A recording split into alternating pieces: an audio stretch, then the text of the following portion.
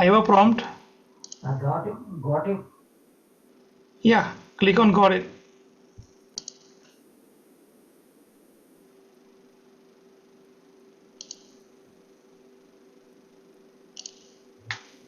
રામકબીર કાકા પ્રાર્થનાની શરૂઆત કરીએ આપણે. શું કહો છો? રામકબીર આપણે પ્રાર્થનાની શરૂઆત કરી દઈએ. ચાલો ચંદુ કાકા. ઓકે. તો ચાલુ કરો. હા, શરૂ કરો.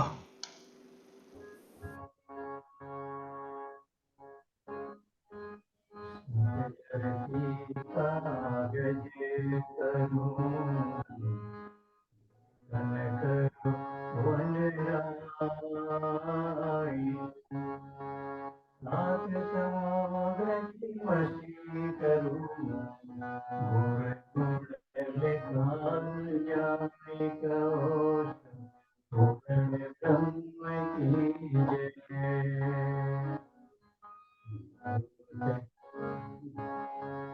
घूंघट का पट खोल के सोए पिया मिले, घूंघट का पट खोल, घूंघट का पट खोल के सोए पिया मिले, घूंघट का पट खोल। घट घट में वो साई रमता,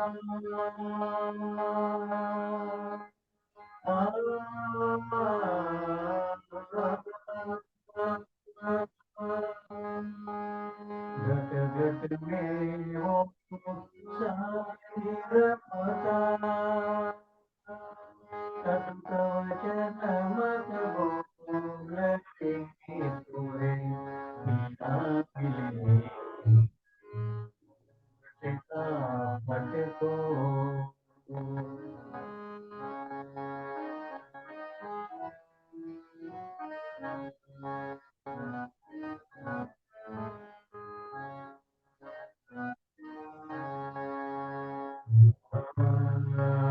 जन जो मन का गर्व नहीं,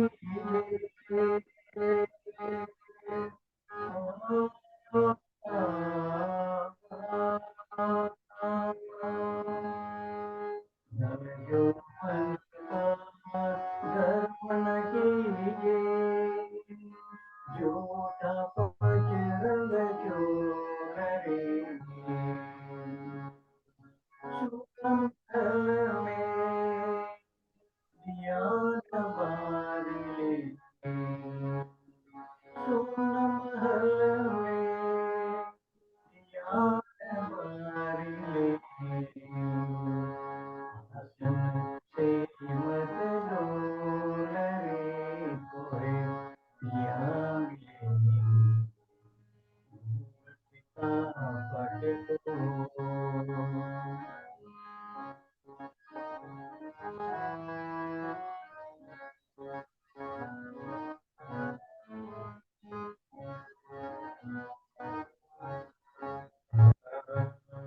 जाग जुगत सो रंग महल में,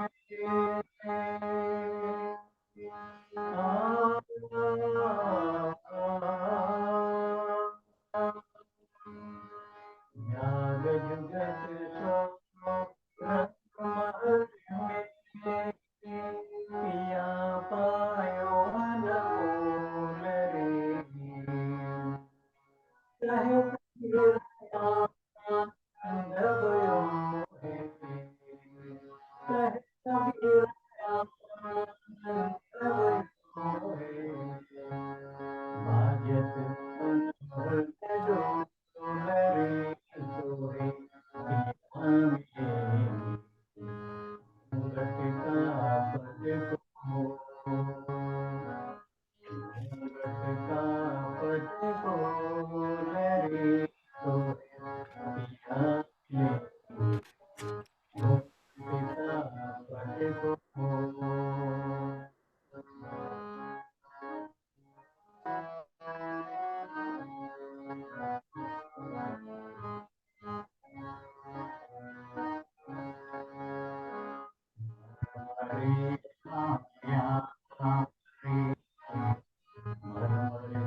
साथ शरीर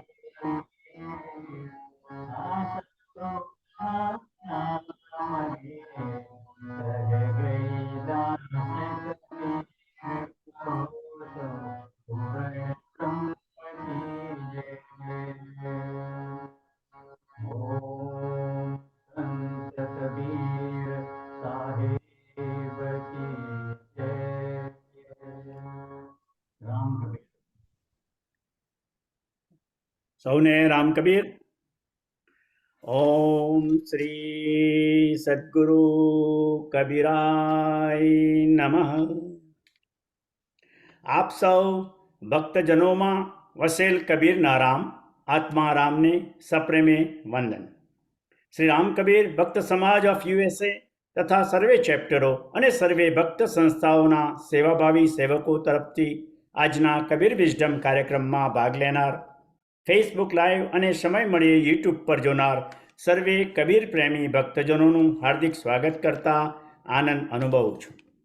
કાર્યક્રમની શરૂઆત સદગુરુનું એક સુંદર ભજન માનનીય ચંદ્રકાંતભાઈ ભક્ત મૂળ શ્યાદલા, હાલ સાન એન્ટોનિયો ટેક્સાસ થી એમણે સંભળાવ્યું અને ભક્તજનોને કબીરમય બનાવ્યા.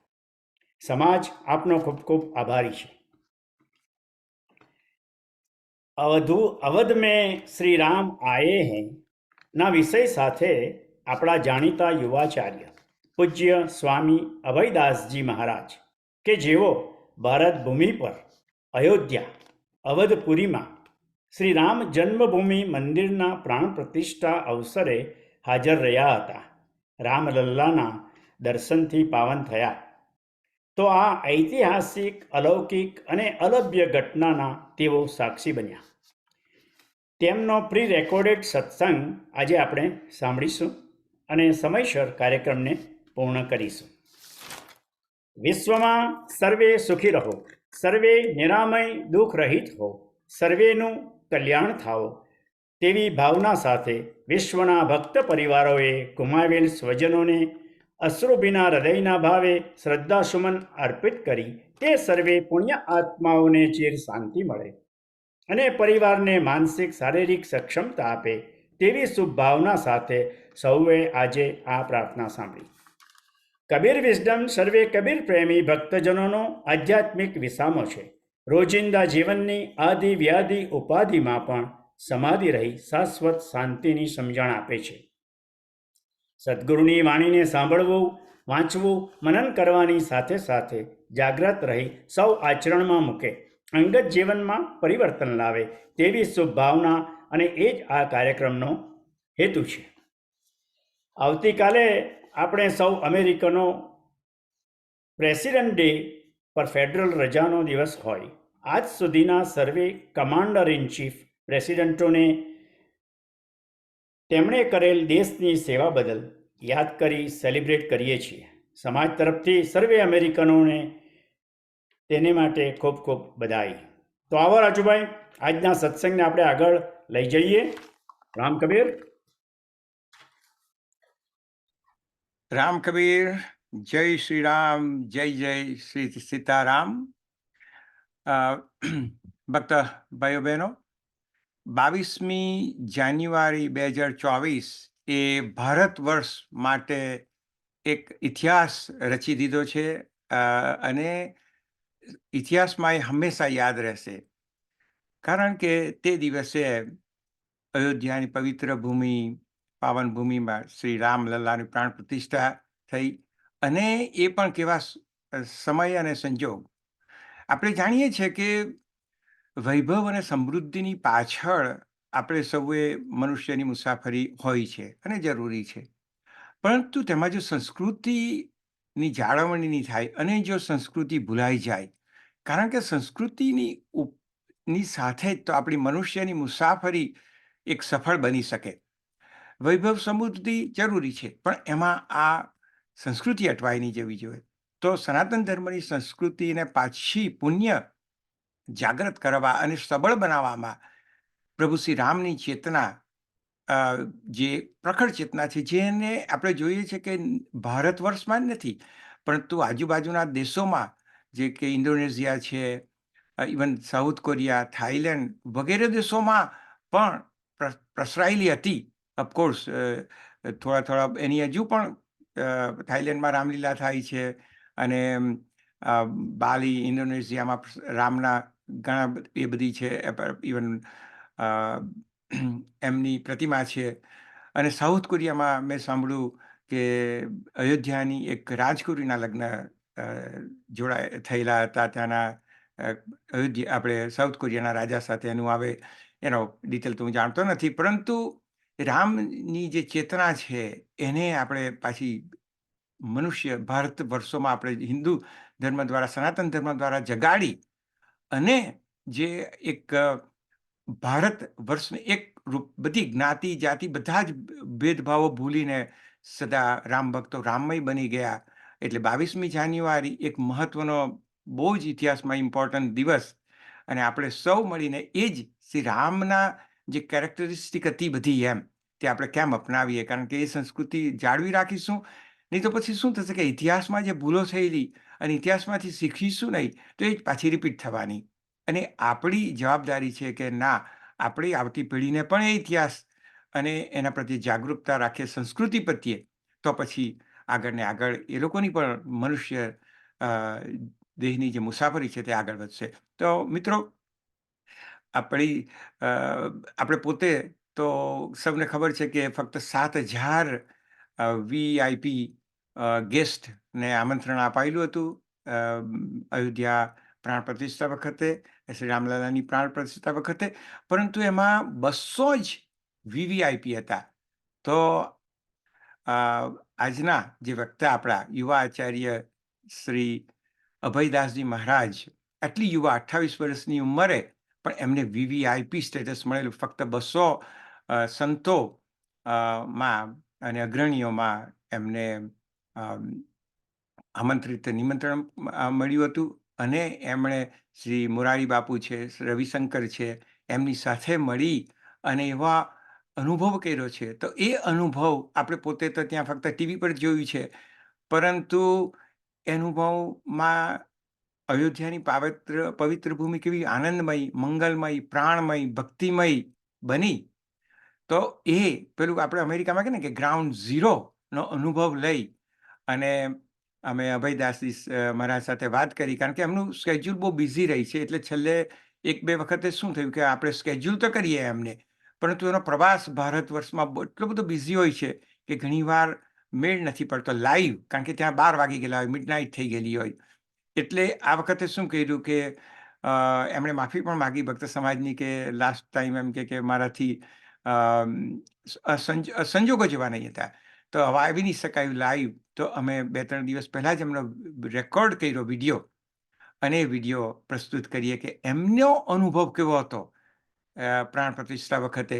અને હું એટલું પણ કહી શકું કે એમણે કીધું કે આપણા માનનીય પ્રધાનમંત્રી મોદી જ્યારે પ્રાણ પ્રતિષ્ઠાનો કાર્યક્રમ પતાવીને એમનો પ્રવચન બાદ જે 5 વ્યક્તિઓ અંદર ગયા હતા પહેલા, એમાં શ્રી અભયદાસજી મહારાજ સામેલ હતા મોરારી બાપુ સાથે.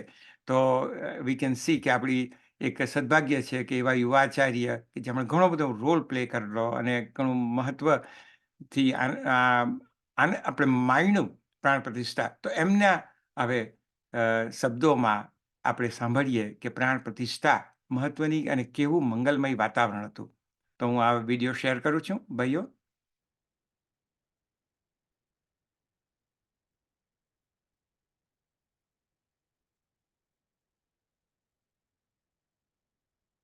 जय सीताराम, जय सिया राम। जय जय श्री सीताराम। मैं बहुत बहुत आप सभी का अभिनंदन और स्वागत और हृदय से बहुत बहुत शुभकामनाएं देता हूं कि ये मेरे अमेरिका में बैठे हुए जितने भी भक्त समाज के और जितने भी सनातन धर्मावलंबी वहां बैठे हैं, चाहे वो किसी पंथ, किसी संप्रदाय, किसी गुरु परंपरा को मानते हो, किसी देवी देवता, किसी ईश्वर के स्वरूप को मानते हो, जिसके नाम के साथ सनातनी लिखा है, जिसके जीवन के साथ हिंदू शब्द जुड़ा है, उन सबके लिए अति गौरव और अति आनंद का क्षण रहा है कि भगवान राम का मंदिर और रामलला का वह दिव्य स्वरूप हमारी आंखों के सामने आया। पहले तो मैं उन सभी दर्शकों और उन सभी भाइयों से मैं क्षमा प्रार्थी हूँ कि मैं पिछले सेशन में रात्रि में नेटवर्क इशू के कारण और कुछ परिस्थितियों के कारण मैं नहीं आ पाया। लेकिन आज मैं आप सभी लोगों से इस वीडियो मैसेज के माध्यम से और इस निजी सेशन के माध्यम से जो रिकॉर्डेड है और उसके बाद आप सभी के बीच में आएगा, मैं वो अनुभव आप लोगों से शेयर करूंगा। मैं उस वक्त वहीं था।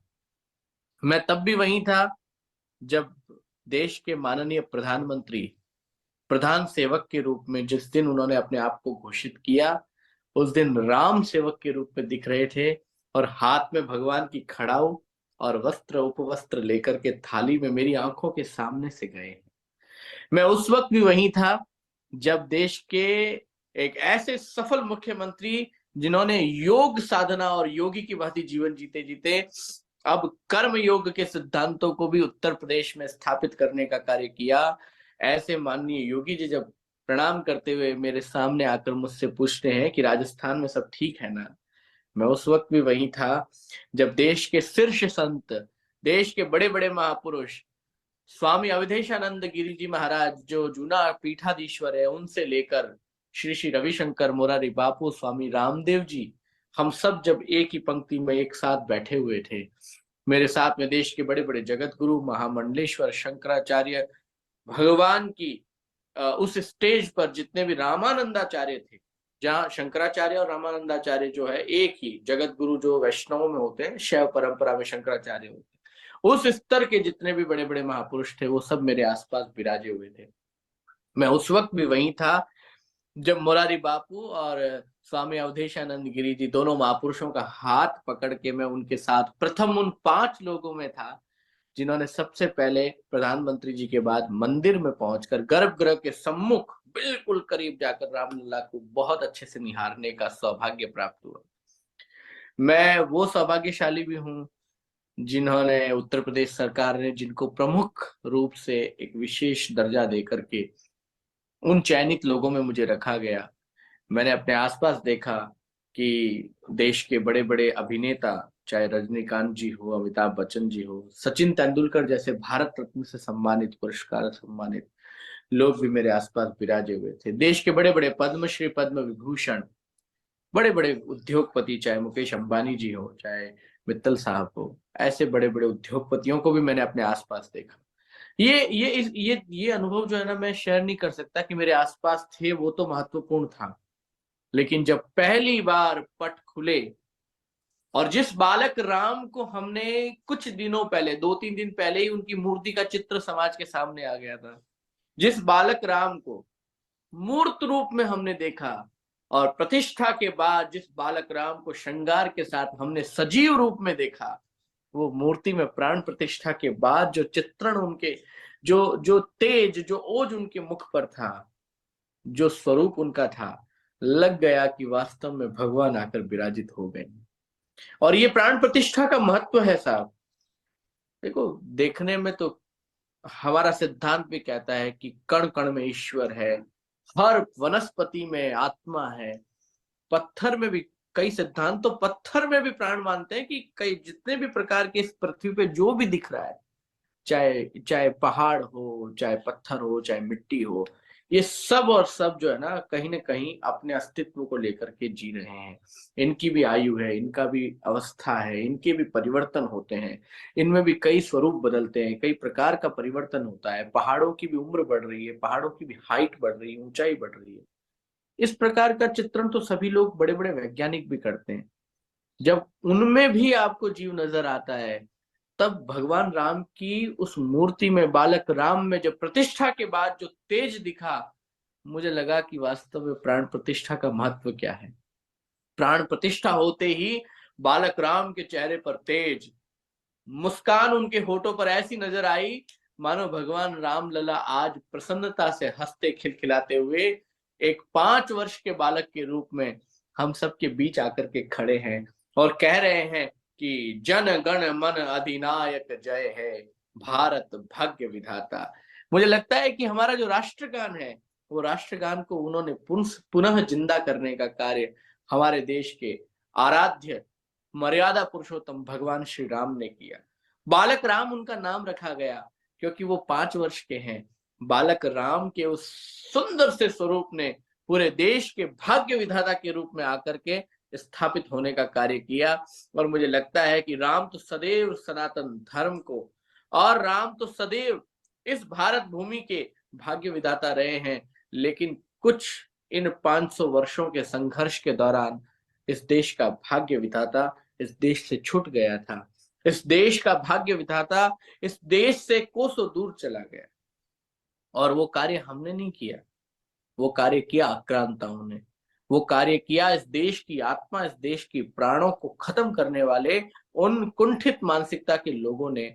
वो कार्य किया उन लोगों ने जिन्होंने इस देश के प्राणों को, इस देश की व्यवस्था को, इस देश की आत्मा को, इस देश की धर्म संस्कृति को, इस देश के समर्पण को, इस देश की भक्ति को, शक्ति को चैलेंज करने का काम किया। उन्हें समझ आ गया था कि इस देश में, देश की आत्मा को मारना है तो इस देश के भाग्य विधाता को यहां से हटाना होगा।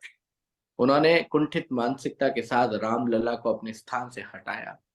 लेकिन कहते हैं ना कि कर्मा वापस आते हैं।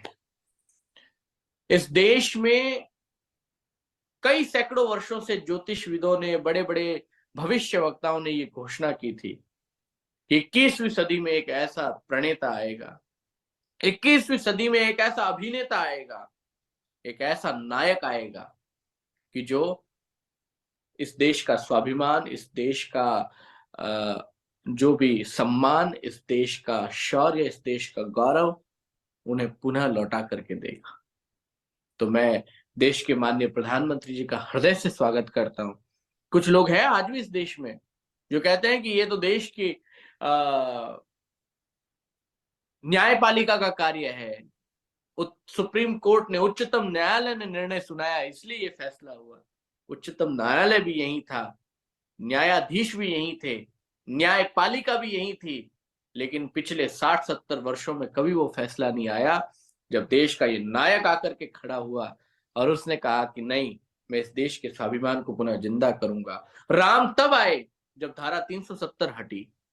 राम तब आए जब इस देश में इस तरह का कानून लाया गया जिसमें देश की मुस्लिम महिलाओं का सम्मान लौटाया गया। ट्रिपल तलाक का कानून आया। राम तब आए जब भगवान काशी विश्वनाथ का कॉरिडोर बनकर के भगवान शिव का दर्शन गंगा मैया साक्षात करने लग गई। आज आप काशी जाकर देखिए, गंगा से काशी विश्वनाथ, बाबा विश्वनाथ सीधा सीधा दर्शन करते हैं। अब बीच में कोई अवरुद्ध नहीं, बीच में कोई प्रकार की दीवारें नहीं, बीच में किसी प्रकार के भवन नहीं। आप विश्वनाथ भगवान के दर्शन से पहले गंगा में डुबकी लगाइए, अभिषेक करिए, पूजन करिए और गंगा का जल लाकर के भगवान विश्वनाथ पर चढ़ाइए। ऐसी स्थितियां भगवान की, उस मंदिर की, देश के इस जननायक ने, देश के माननीय प्रधानमंत्री मोदी जी ने कर दी। एक ऐसा राष्ट्र नायक हमको मिला जिसने उस दिन जब भाषण दिया ना, तब आप मान के चलिए कि 11 दिन का वह भूखा तपस्वी, जिसने कठिन साधना करके तपश्चर्या के साथ, आपने हमारे परम आदरणीय, और हम, मेरे पे तो, मुझे तो पिता की तरह प्रेम देते हैं और मैं मुझे वो बेटा मानते हैं। ऐसे राम जन्मभूमि के कोषाध्यक्ष परम पूज्य स्वामी श्री गोविंद देव गिरी जी महाराज के शब्द आपने सुने होंगे। उन्होंने भावुक होकर के कहा कि मैंने प्रधानमंत्री जी से, हम सब ने 3 दिन के लिए व्रत करने के लिए कहा था। इस राष्ट्र योगी ने 11 दिन का व्रत रखा। हमने सिर्फ 3 दिन तक उन नियमों का पालन करने के लिए कहा था कि आपको भूमि पर शयन करना होगा। इन्होंने 11 दिन तक इस कड़कड़ाती ठंड में भूमि पर शयन किया। आप सोचिए उनके मन में कितना भाव होगा। दक्षिण की यात्रा पर निकल पड़े। कहा कि आप भारत से बाहर नहीं जा सकते इन 11 दिनों तक, तो उन्होंने दक्षिण की यात्रा की, उन सारे मंदिरों का दर्शन किया जो शास्त्र विधि के अनुरूप होता है। उन्होंने रामेश्वर जाकर के समुद्र तट पर भगवान का शिवलिंग बना करके मानो ये स्थापना कर दी हो कि अब लंका पर विजय हासिल करके राम फिर अयोध्या में आकर के विराजेंगे। मोदी जी ने जो कार्य किया उसको कोई भुला नहीं सकता।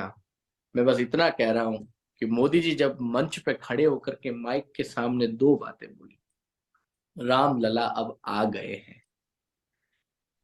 ये बोलते वक्त उनके गले में जो भाव उमड़ रहा था, मोदी जी अपने आप को रोक करके कि कहीं उनके भाव आंसुओं में ना बदल जाए, उनका गला रुंध ना जाए, इसलिए अपने आप को संभाल कर उन्होंने 2 बार कहा, मेरे राम लला अब आ गए। मैं देख रहा था अपनी आंखों से उस स्क्रीन पे, हम मंदिर के बिल्कुल सीढ़ियों के सामने, बिल्कुल सामने बैठे हुए थे। मोदी जी जब सीढ़ियां चढ़ रहे थे, ऐसे ही चढ़ रहे थे जब एक बालक अपनी माँ की गोद के लिए किस प्रकार से चढ़ कर के भागते हुए, उछलते हुए, खुशी से आह्लादित होकर, प्रसन्न होकर अपनी माँ की गोद में जाने के लिए कैसा उत्सुक रहता है। लग रहा था कि मोदी जी उस क्षण के लिए इतने बेताब हैं, उस क्षण के लिए इतना मन ही मन उत्साहित है कि वो कब अंदर पहुंचे मंदिर, उस सभागृह में पहुंचे, उस मंडप में पहुंचे, सभा मंडप में, उस गर्भगृह के समीप पहुंचे, गर्भगृह के अंदर पहुंचे, जहां जाकर वो राम जी की खड़ाऊ, भरत की भांति वो खड़ाऊ लेकर के आए। आहा, भरत जी लेके आए थे खड़ाऊ राम जी की, कि सिंहासन पर आपकी खड़ाऊ रहेगी और मैं सेवक की भांति शासन की व्यवस्था को संभालूंगा। माना कि इतने समय तक, पिछले 9 साल से मोदी जी उसी खड़ाऊ को अपने सिंहासन पर रखकर ये प्रधान सेवक का कार्य कर रहे थे। लग रहा था कि सीढ़ियां जब चढ़ रहे हैं और हाथ में थाल है और थाल के अंदर जब खड़ाऊ है, ऐसा लग रहा था कि आज 9 वर्षों के बाद ये सत्ता, इस देश का भाग्य और इस देश का भविष्य और इस देश का विकासशील स्वरूप उस खड़ाऊ के रूप में भगवान राम के चरणों में स्थापित करके आज सत्ता राम को सौंपने आए हैं। ऐसा लग रहा था कि ये देश का राष्ट्रनायक भरत की भांति आज राम रूपी साक्षात बालक राम जी को वह देश की सत्ता सौंपने के लिए आए हैं। ये भारत का सारा स्वाभिमान उन्हें देने के लिए आए कि अब प्रभु आपके हाथ में है इस देश को किस दिशा में ले जाना। अब प्रभु आपके हाथ में है ये देश किस दिशा में जाएगा। अब प्रभु आपके हाथ में है कि इस देश को पुनः, जो इस सिंधु घाटी में पैदा हुए लोगों की आत्मा है, प्रतिनिधित्व करने की, 6 ऋतुओं में जीने वाले इस सिंधु घाटी के हिंदुओं की जो कार्य क्षमता है कि हम 16-16, 18-18 घंटे तक काम कर सकते हैं। साल के 365 दिन यहाँ पर वर्किंग आवर्स जो है मिनिमम 10 to 12 आवर्स है। ऐसे देश की जो असली कार्य क्षमता है, जिसे विश्व पुनः पहचान जाए, यह सत्ता जो है राम जी के चरणों में सौंपने का कार्य मोदी जी ने उस दिन किया। और उस दिन विजनरी के दौरान देश के माननीय राष्ट्रीय स्वयंसेवक संघ के सरसंघ चालक मोहन राव भागवत जी ने भी एक बहुत बढ़िया बात कही कि अब हमें यह तय करना है कि अब आगे क्या करना है। मंदिर बन जाएंगे, देश का स्वाभिमान भी लौट आया और राम मंदिर के होने से देश का स्व लौट आया है, ये भी उन्होंने कहा। यह तो निश्चित हो गया कि हमें हमारा स्व मिल गया, हमें हमारा सम्मान मिल गया, हमें हमारी आत्मा मिल गई, लेकिन अब आगे क्या करना है, इस शरीर को किस दिशा में ले जाना है, क्या कर्म करके हमने अपने जीवन जीने को, अपने होने को, अपने पूरे जीवन कार्यकाल को धन्य बनाना है, इस पर विचार करने का कार्य करना है। आप सभी अमेरिका वासियों ने भी टीवी पर जब राम जी का ये दर्शन किया है, अब आप लोगों ने ये तय करना है कि जब देश का स्व लौट आया, सनातन धर्म की आत्मा पुनर्जीवित हो गई, अब ये संकल्प करो कि अब आप लोगों को करना क्या है। इसी करने के लिए मैं आपके सामने बार बार आता हूं, आपको ये याद दिलाने के लिए कि आपको अपनी प्रसन्नता को जीवित रखना है। राम जी को देख करके जो प्रसन्नता हुई, रामलला की मूर्ति का वह सुंदर स्वरूप देख के जो प्रसन्नता हुई, उस निज मंदिर में भगवान राम की मूर्ति प्राण प्रतिष्ठा के बाद जब पट खुले, हमारी आंखों में जो प्रेम का सौंदर्य था, जो अश्रु थे, उस समय जो प्रसन्नता हुई, उस प्रसन्नता को अनवरत 24 घंटे 365 दिन और जीवन के जितने वर्ष आपके भाग्य में है, हर क्षण वह प्रसन्नता बनी रहे, वह मुस्कान, वह तेज, वह ओज, वह आनंद आपके जीवन में बना रहे। मैं 16-16, 18-18 घंटे काम कर रहा हूं, फिर भी मेरे चेहरे पर प्रसन्नता, मेरे मुख पर वो आनंद हमेशा मैं बना कर रखता। क्यों? क्योंकि मैं साधु इसलिए कर रहा हूं ना, मैंने बहुत संतों को भी देखा है, बहुत बड़े बड़े महापुरुषों को देखा है जिनके जीवन में आनंद और सुख नहीं। कारण हो सकता है कि कोई विस्तारवादी सोच हो, बड़ा आश्रम हो, बहुत सारे प्रकल्प हो, उसको संभालने का बोझ हो, उस कारण से वो दबे हुए हों, उस कारण से वो चिंता में हो। लेकिन हमने तो ये संकल्प ले रखा है कि करेंगे वही जो संभाल सकते हैं, और जितना संभाल सकते हैं उतना ही करेंगे। और उसके बाद हम साधु बने हैं उस आनंद को जीने के लिए, और वो आनंद जगत तक पहुंचाने के लिए उस आत्मा को भी मैं मारना नहीं चाहता। तो राम जी की मूर्ति के साथ हम उसी आनंद और उसी सुख को जीने की कामना करें, उसी आनंद और उसी सुख को जीने की प्रयास करें। इसीलिए मैं बार बार आप लोगों के बीच ऐसे सेशन लेके आता हूँ, ऐसे इंटेलेक्चुअल सेशन लेके आता हूँ, जिससे आप लोगों के जीवन में परिवर्तन आए। ये पति पत्नी परिवार बच्चे समाज, इसके बीच रहते रहते कहीं आप अपने आप को ना भूल जाएं, उसे जीवित रखें, उसे जिंदा रखें, अपनी अपनी जिजीविषा को, जीने की जो चाहना है उसको और जागृत करें। हर दिन सुबह उठो तो लगे कि आहा, जीने का आनंद तो मैं ही ले रहा हूं और कोई नहीं ले रहा। ये भाव, ये आत्मसम्मान के साथ लो और बड़ी प्रसन्नता के साथ लो। मेरे जैसा जीवन राम जी सबको दे, क्योंकि मैं बहुत खुश हूं, मैं बहुत आनंद में हूं। और ये दिखावा करते हुए नहीं बोलना है, चार लोगों को सुनाने के लिए नहीं बोलना है, दिल से बोलना है कि मैं बहुत खुश हूं। मेरे जैसा जीवन राम जी सबको दे, क्योंकि मुझे पे बड़ी कृपा है। इस दास के जीवन में सब कुछ आनंद है, इस दास के जीवन में सब कुछ प्रसन्नता पूर्वक है। यह प्रसन्नता आपके जीवन में आनी बहुत आवश्यक है। मैं खुद हर दिन जीने का प्रयास कर रहा हूं, आप भी जीने का प्रयास करें। और मैं इतना बता दूं, रामलला का वह दर्शन, अयोध्या में मेरा पैदल पैदल घूमना, हनुमानगढ़ी के दर्शन करना, अयोध्या में दशरथ महल का दर्शन करना, भगवान राम के उस सुंदर सुंदर अलग अलग उन लीलाओं का दर्शन करना, आप सब लोगों को भी मैं प्रार्थना करता हूं, एक राम की कथा हम अयोध्या में करेंगे। आप 400 500 1000 लोगों का एक ग्रुप लेकर के अमेरिका से आना, चाहे इस साल नवंबर दिसंबर में बनाइए, 2024 के दिसंबर में अमेरिका से आप 500 1000 लोगों का एक समूह लेकर के आइए। आप सभी भगत समाज के लोग, हमारे जितने भी भक्ता समाज के लोग हैं, एक बहुत बड़ा समूह लेके आइए। मैं खुद आपको राम की कथा अयोध्या में सुनाऊंगा, और वो राम कथा नहीं होगी, वो राष्ट्र कथा होगी, वो भारत के भविष्य की कथा होगी।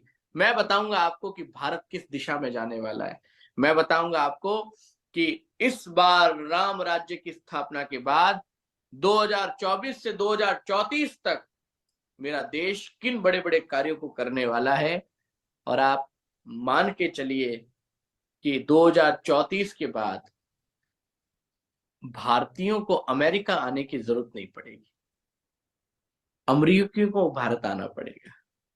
2034 के बाद भारत से व्यापार के चलते, व्यवसाय के चलते जो यूरोप गए, इंग्लैंड गए, ऑस्ट्रेलिया गए, वो सब भारत का वीजा अप्लाई करेंगे, इसलिए क्योंकि उन्हें यह लगने लगेगा कि सुकून है वो भारत में है, व्यापार है तो भारत में है, व्यवसाय है तो भारत में है, उत्कर्ष है तो भारत में है, आनंद है तो भारत में है, संस्कृति है तो भारत में है, शांति है तो भारत में है।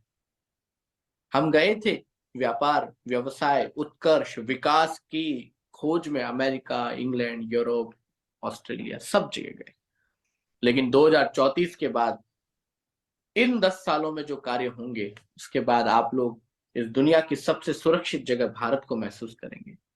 इस दुनिया का सबसे बड़ा आध्यात्मिक केंद्र जो भारत है, वो आपके जीवन का जिजीविषा का केंद्र भी बनेगा, आपकी जीविका का केंद्र भी बनेगा। ये 10 सालों का खेल है।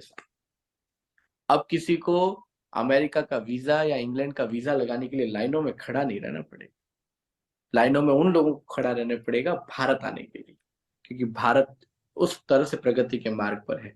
इसलिए आप लोग आइए, एक बार मेरे साथ अयोध्या चलिए, मैं आपको अयोध्या के दर्शन कराता हूं।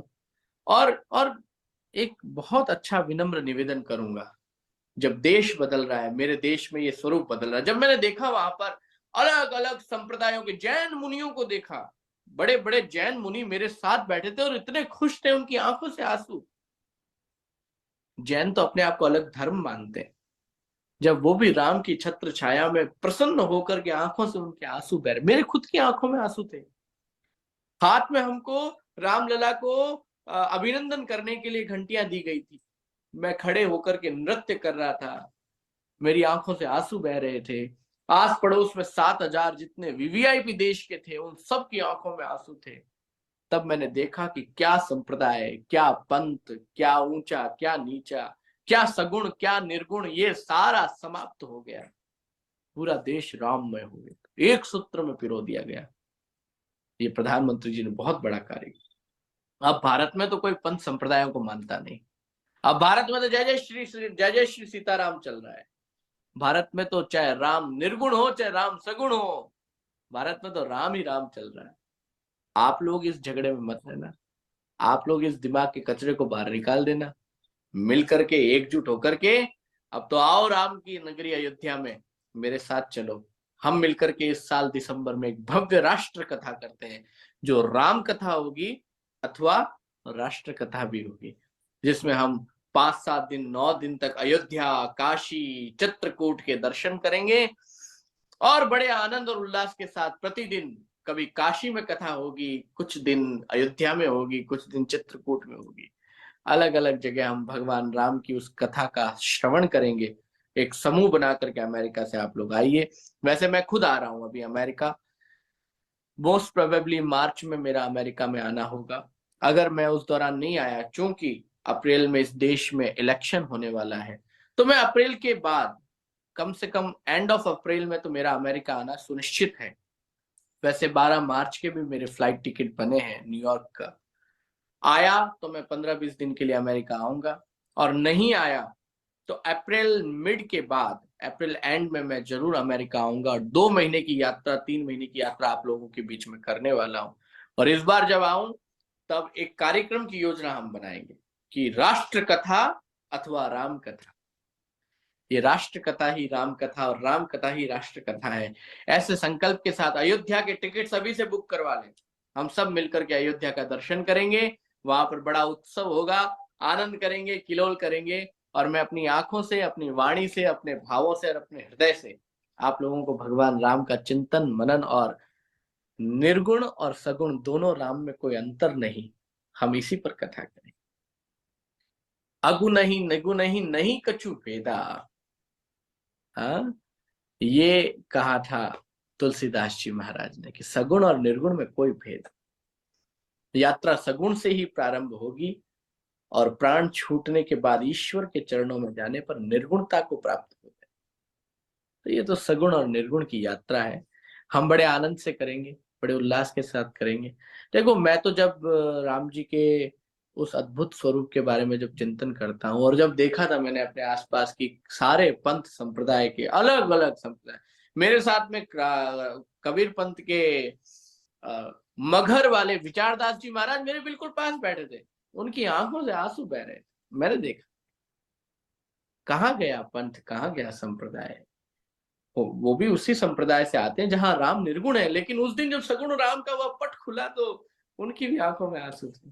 अब देश राम में हो, छोड़ो ये सब फालतू की बातें, कचरे से बाहर निकलो और संकल्प होकर के आनंद के साथ राम जी के दर्शन करो। और देश के अब अभूतपूर्व विकास में, चाहे आप अमेरिका में बैठे हो, इंग्लैंड में बैठे हो, यूरोप में बैठे हो, कहीं भी बैठे हो दुनिया के किसी कोने में, अब भारत देश के विकास का सहयोग आप सभी लोगों को करना है। अगर आपने थोड़ी भी समृद्धि अमेरिका में पाई है, आपके पास में इतना धन है कि उस धन को आप बचा करके अपना जीवन जीने के बाद जो बचा हुआ धन है इस देश में इन्वेस्ट करो।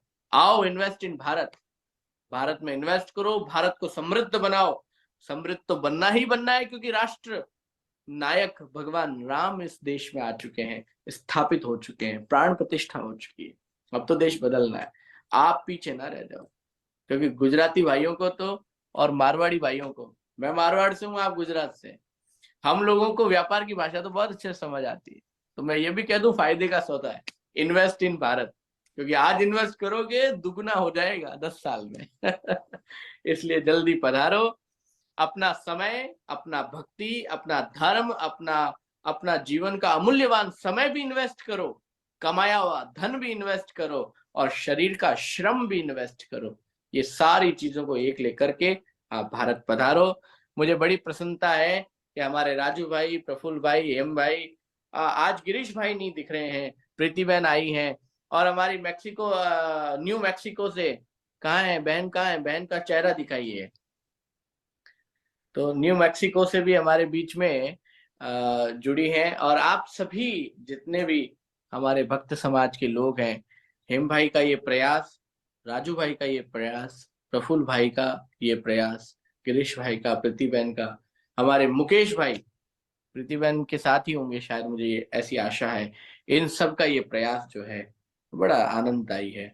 मैं लगातार आप लोगों के बीच आने के लिए इच्छुक रहता हूँ। आज मैं सवेरे आप लोगों के बीच आया हूँ, बाकी तो मुझे रात्रि में 12-1 बजे ही भारत से आप लोगों के बीच आने का सौभाग्य मिलता है। इस बार मैं भी सवेरे सवेरे से आप लोगों के बीच जुड़ा हूँ, बड़ा आनंददायी है। आप लोगों के जीवन में राम खूब आशीर्वाद दे, खूब मंगल करे, खूब खुशियां दे, यही मैं कामना करता हूँ। जी राजू भाई। बहुत सुंदर आपने जो वर्णन किया, क्योंकि क्या है ना कि जो आप देखा कि भाई संतों के साथ उद्योगपति थे, एक्टर एक्ट्रेसेस थी, खिलाड़ी थे तेंदुलकर जैसे, सब लोग और सब संप्रदाय के महामुनि कहो, महामंडलेश्वर कहो, सब लोग थे और सब लोग इतने भावुक थे और आंख से अश्रुधारा बहती थी। तो एक ही रामलला ही कर सकते हैं, क्योंकि आपने देखा कि सब, क्योंकि इतने बड़े बड़े लोग एक बालक जैसे हो गए, प्रभु के दर्शन हो रहा था और मंगलमयी। तो ये जो एक फाइनल एक क्वेश्चन मैं आपको पूछता हूँ कि ये जो अभी जो संदेश अयोध्या से आया और भारत राष्ट्र एक हो रहा है, तो ये इंडिविजुअल ह्यूमन बीइंग के लिए कौ, कौन सा, क्या हम कर सकते हैं? व्यापार वगैरह की तो बात अलग है, लेकिन व्यक्ति जागरण के लिए अपना, तो ये जो संस्कृति है हमारी भारतीय संस्कृति, वो शायद थोड़ी सो चुकी थी, अभी जग गई है। तो ये जो संदेश हम क्या कर सकते हैं इंडिविजुअल कि हम भी जागे, क्योंकि कहाँ क्या कई बात होती है कि भाई ये जो आपने कहा ना कि भाई सुबह में उठो तो एक प्रसन्नता से उठो, एक एनर्जी होनी चाहिए कि नहीं, कितने भी दिन हो मेरे पृथ्वी पर, लेकिन मैं प्रसन्न हूं, आज प्रसन्न हूं, मेरे मुख पर है, ऐसा कोई बनावटी नहीं, लेकिन दिल से आना चाहिए ऐसी। तो ये जो लानी है हमें सब कुछ, तो इसमें आप क्या संदेश दे सकते हैं कि भाई वो नेचुरली आए, आर्टिफिशियली नहीं? पहले तो आपने जो सवाल किया कि भारत देश में हमें ऐसा क्या करना चाहिए या अमेरिका में ऐसा क्या करना चाहिए जिससे इस राम मंदिर के बाद जो प्रसन्नता, जो उत्कर्ष, क्योंकि व्यापार तो है ही, व्यापार के साथ साथ ऐसा क्या करें जो इस देश की आत्मा को, हमारी संस्कृति को, हमारे आनंद को, सबको सामूहिक रूप से जिंदा रहे। वो है इंस्टीट्यूट। हमें ऐसे इंस्टीट्यूट अब खड़े करने पड़ेंगे, चाहे अमेरिका हो चाहे भारत हो, जहां पर उन बच्चों को बताया जाए कि ये सारी व्यवस्थाएं क्यों बनी, हमें किस प्रकार से जीवन स्टार्ट करना है, किस प्रकार से अपने लक्ष्य को पाना है, किस प्रकार से हमें अपने जीवन को साधना है, किस प्रकार से हमें अपनी दिनचर्या को बनाना है, किस प्रकार से जीवन में आनंद और उत्सव को मनाना है। उत्सव को देखना और उत्सव को मनाने में बहुत बड़ा फर्क होता है। आजकल आप लोगों ने देखा होगा, आप लोग मंदिरों में जाते हैं तब दिवाली, होली, कृष्ण जन्माष्टमी है, कबीर जयंती, ये सब मनाते हैं तो देखने के लिए आते हैं बालक और परिवार के बच्चे, वो मनाने नहीं आते, वो सिर्फ देखने के लिए आते हैं, वॉच आउट करने के लिए आते हैं, क्या चल रहा है भाई मंदिर में, कौन क्या कर रहा है। इसको मनाना कैसे है, ये जब तक वो सीखेंगे नहीं वो मना नहीं पाएंगे। आप लोग मनाते हैं इसलिए क्योंकि आपको आता है मनाना, उन्हें मनाना नहीं आता, सिर्फ देखना आता है, इसलिए वो देख के चले जाते। तो हमारे उत्सवों को कैसे मनाना है, ये उत्सव हमारे जीवन में कैसे उत्कर्ष करेंगे, कैसे विकास करेंगे, ये भी उन्हें पता होना चाहिए। ये उत्सव, ये कार्यक्रम, ये धार्मिक आयोजन, ये इस प्रकार की धार्मिक शिक्षाएं, धार्मिक कथाएं, भगवान का मंदिर, भगवान का स्वरूप हमारे जीवन में किस प्रकार से प्रभाव डालेगा, ये जब मैसेज उनके दिमाग में, ये कॉन्सेप्ट जब क्लियर होंगे, तब वो उसमें शामिल होना शुरू करेंगे। वो उस प्रकार के कार्यक्रमों में अपनी उपस्थिति रख करके उसमें सम्मिलित होना शुरू करेंगे। हमें इंस्टीट्यूट खड़े करने पड़े। अमेरिका में मैं बार बार कहता हूं, भारत में भी अगर आपको इन्वेस्ट करना है तो भारत के प्रधानमंत्री जी स्किल डेवलपमेंट की कॉलेजेस अब स्टार्ट करने जा रहे हैं, स्किल डेवलपमेंट के स्कूल्स शुरू कर रहे हैं। उस स्किल में सब आता है। पूजा पाठ करना भी एक स्किल है, मंदिर सभ्यता को समझना भी एक स्किल है, मूर्ति का निर्माण करना भी एक स्किल है, मंदिर को बनाना भी एक स्किल है, धार्मिक कथा वक्ता बनना भी एक स्किल है, स्पीचेस देना भी एक स्किल है, नृत्य करना भी एक स्किल है, अभिनय करना भी एक स्किल है, मिट्टी के दिए से लेकर के दीपक की बाती बनाना, दीपक की बाती बना से लेकर घी बनाना, घी बनाने से लेकर के मंदिर में उपयोग, पूजन में सामग्री में आने वाली हर वस्तु को बनाना भी एक स्किल है। अर्थात ये जितना भी आपस से जुड़ा हुआ, ये सब संबंध से, ये एक दूसरे से जुड़ी हुई वस्तुएं हैं, ये सब स्किल से जुड़ी हुई। तो देश के प्रधानमंत्री जी अब इस देश में बहुत बड़ी तादाद में स्किल डेवलपमेंट स्कूल्स और स्किल डेवलपमेंट कॉलेजेस स्टार्ट करने की योजना बना रहे हैं। अगर आप लोगों को इन्वेस्ट करना है तो मैं राजस्थान के अंदर इसी भारत माता की प्रतिमा के साथ एक बहुत बड़ा स्किल डेवलपमेंट स्कूल या यूनिवर्सिटी खड़ी कर रहा हूं।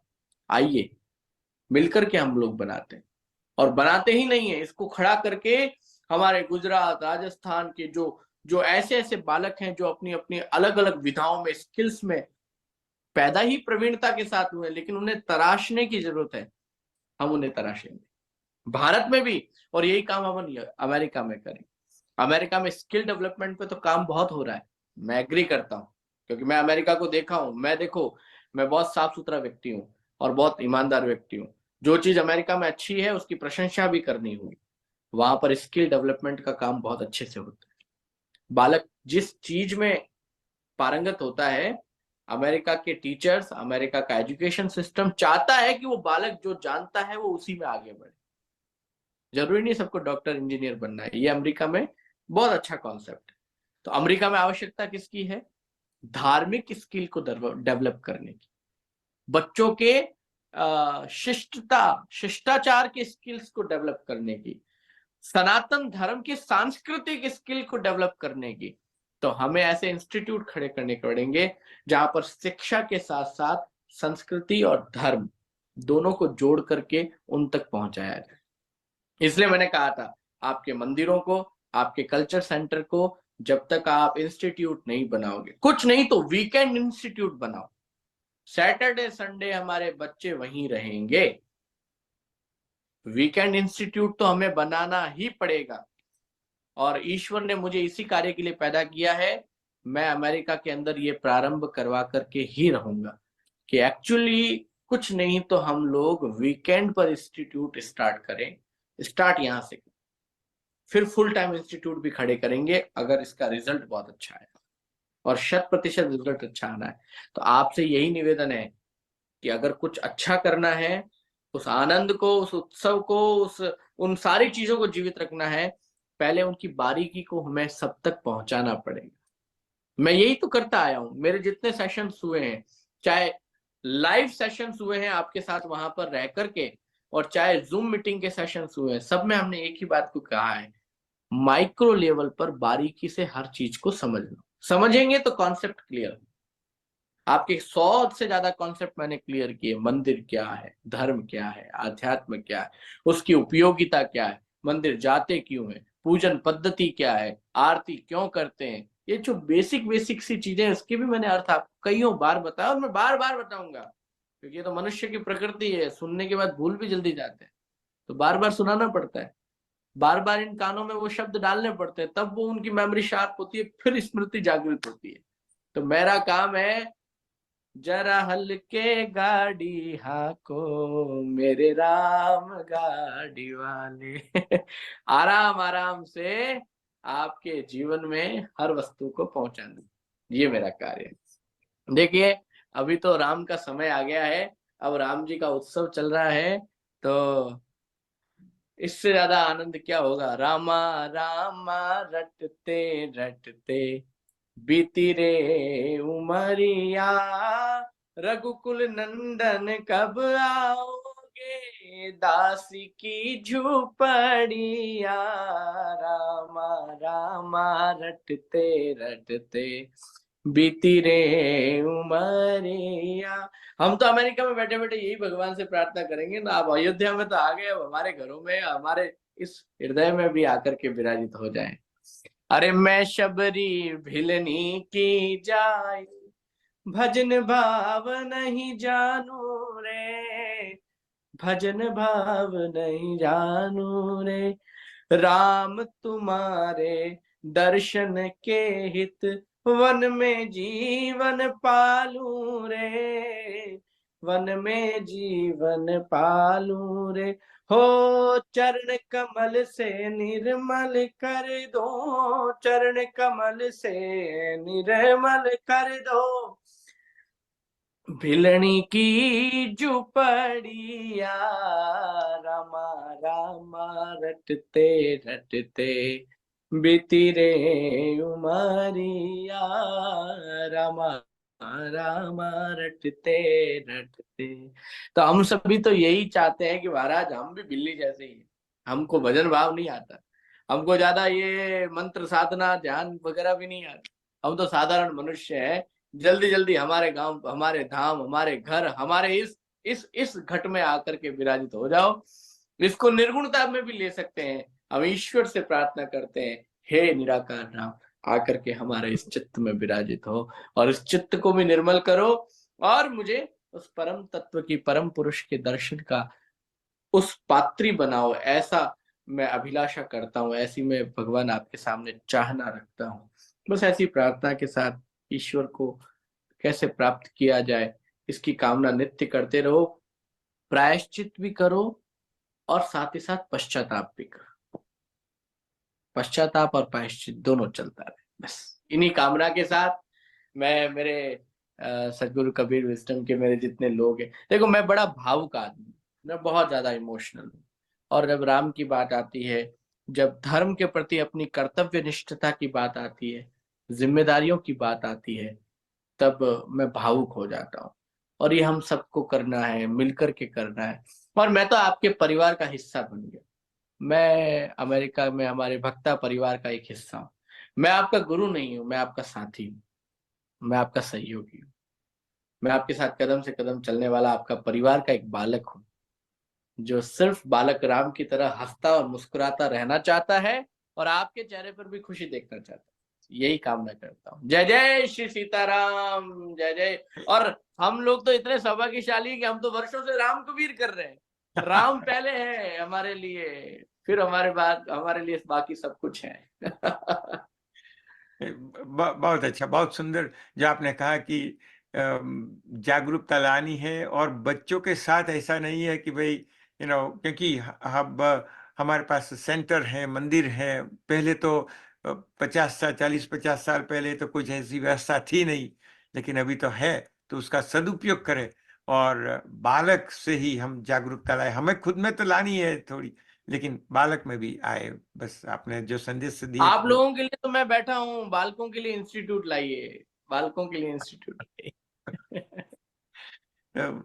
बहुत बहुत आभार हम कबीर विजडम टीम और समग्र भक्त समाज की ओर से कि आपने जो पवित्र भूमि अयोध्या में 22 जनवरी का जो पूरे का पूरा माहौल दिखा आपने, और एक्सपीरियंस किया, फील किया सबके साथ, और जो मंगलमय एटमॉस्फेयर वातावरण था उनका जो थोड़ी सा अंश भी हमें दिया, क्योंकि अनुभव तो हम कर ये नहीं सकते, ये लेकिन मेरा परम सौभाग्य है कि मैं आप लोगों से वो साझा कर पाया। और ये मेरा भी दास का परम सौभाग्य कि मैं उन 5 लोगों में से एक था जिसने प्रधानमंत्री जी की प्रतिष्ठा के बाद मूर्ति प्रतिष्ठा के बाद मैं, स्वामी अवधेशानंद गिरी जी, मोरारी बापू, श्री पुंडरिक गोस्वामी एवं स्वामी कैलाशानंद गिरी जी महाराज, हम 5 संत थे जिन्होंने सबसे पहले अंदर जाकर के भगवान के दर्शन किए। फिर उस समय मंदिर में कोई नहीं था, हम अकेले थे और हम दर्शन करके बाहर आए। फिर पूरे देश के संत आए, तो इस सबसे छोटी आयु के संत को भी ये सौभाग्य दिया कि वो अंदर जाकर के भगवान के उन प्रमुख 5 लोगों में हम दर्शन कर पाए। ये इस दास का सौभाग्य है और आप सब लोगों को बस साझा करने का सौभाग्य मुझे मिला कि मैं अपने भाव आप लोगों के सामने रख सकूं। आप लोगों ने फोटोज और वीडियो के माध्यम से देखा होगा कि हम पहले 5 संत दर्शन करके हम वापस बाहर आए मंदिर से और बाहर आकर के हमने एक फोटो भी खिंचवाया। फिर हम लोग बाहर की तरफ प्रस्थान किए। पूज्य मोरारी बापू ने भी मुझे बड़ा स्नेह दिया। उन्होंने बहुत जल्दी अपने यहाँ तखतगढ़ आश्रम में भी कथा करने का वचन दिया है, वो आएंगे कथा करने के लिए। उन्होंने अपने यहाँ भी बुलाया और मुझे कहा कि तुम्हें मुझे मीरा जी की कथा सुनानी है, कि तुम मीरा का बहुत अच्छा करते हो। तो वो भी बड़ा प्रेम है, बड़ा स्नेह की बात है। अमेरिका में भी हम कभी मिलकर के बापू और मेरी, बापू की राम कथा और मेरी मीरा कथा, ऐसा मिलकर एक कार्यक्रम बनाएंगे। ये सब होगा। अब युग आ गया है, आनंद का युग आया है। बस शर्त ये रहेगी कि मैंने अपने जीवन में एक ही मित्र बनाया है, वो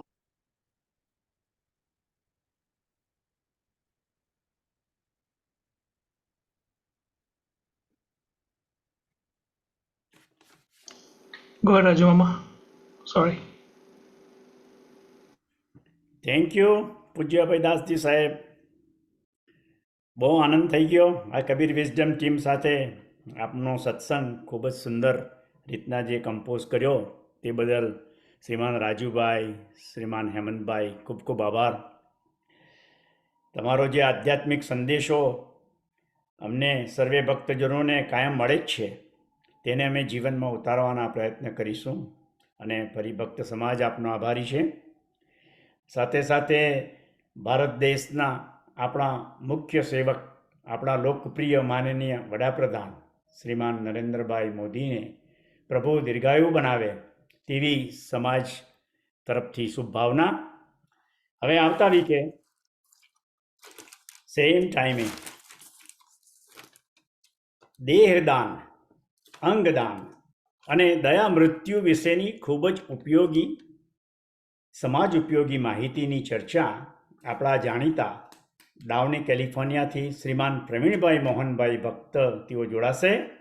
તો કબીર વિઝડમ ટીમ સાથે સર્વે ભક્તજનો જોડાય, તેમની મૂંઝવણો દૂર કરે, ઉમદા દાનથી ઉત્તમ માનવ સેવા થાય તેવી સદભાવના સાથે સર્વે ભક્તજનોને જોડાવા વિનંતી છે. હવે આપણે અંત તરફ જઈએ અને શાંતિ મંત્ર બોલી આપણે છૂટા પડીએ. હરિઓમ. પૂર્ણ એ છે, પૂર્ણ આ છે, પૂર્ણથી તો પૂર્ણ ઉગ્યું છે બધું.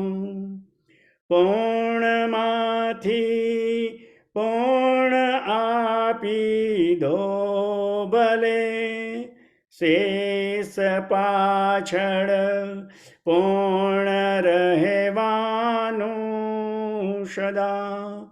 ઓમ શાંતિ શાંતિ શાંતિ. રામ કબીર.